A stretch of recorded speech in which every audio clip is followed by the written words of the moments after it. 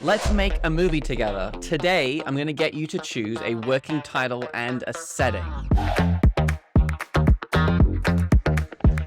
Happy New Year, everyone, and to get 2024 started, we're going to do our next video in the Let's Make a Movie Together series, and as mentioned, today we're going to be voting on a working title and a setting. First, we'll just do a very quick recap on what we've done so far. In the very first video, you guys voted on a genre, which then led us to a psychological thriller. Then afterwards, you voted on a concept, and the concept that we ended up going with was a crime thriller about a detective who needs to solve a series of murders after an ancient artifact is stolen that allows its user to control shadows. The next video in this series is when I got you guys to vote on a protagonist, and that was the last video that we finished on. I did go through and have a look at the votes. In the main YouTube video, there's one for Alex, one for Leo, another for Alex, there's one for Harriet, 2 more for Leo, and 1 more for Alex.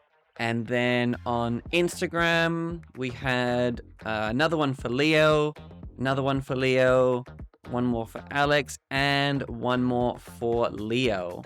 So, none for Mia, unfortunately. Poor Mia, that's okay. 1 vote for Harriet. Alex and Leo are tied at 5, which is kind of cool. What we can do with that information is do a bit of a duo movie, you know, so we can have actually both Alex and Leo together as the main characters of this movie, which I think actually works quite well. I think we could get a good dynamic between the two with, you know, Leo with his many years of experience, and then there's Alex who's brand new to this sort of work. So that actually might be kind of cool. Okay, so the first thing that we're going to do is we're going to come up with a title for this movie, but it's actually going to be a working title. So a working title is just something that you have in place until you come up with something a bit better down the line. A few quick tips for how to create a good title.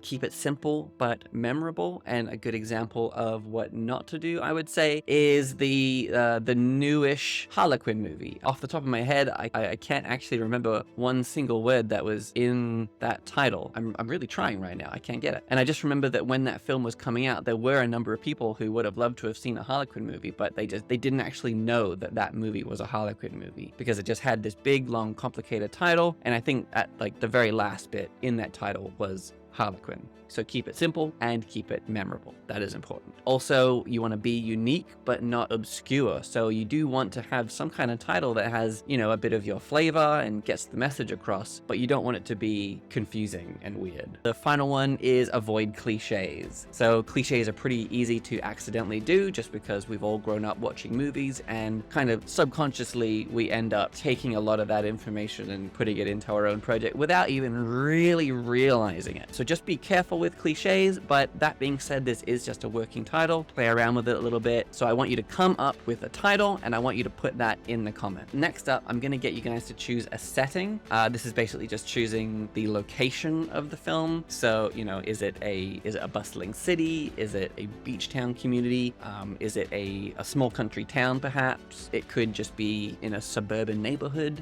We might even make it so that the entire story happens within one apartment complex, you know? So there's a few options, and again, I'm not actually going to give you the options to vote on. I want you to tell me in the comments the location of this film. So just a quick recap, you're going to be creating a title and a setting for this film, and you can put those both in the comments. You don't have to vote for both if you don't want to. You could just do the title, or you could just do the setting, or you can do both. That is totally up to you. And then once we have our title and our setting, we're going to go back into our characters and learn a bit more about them in the next video.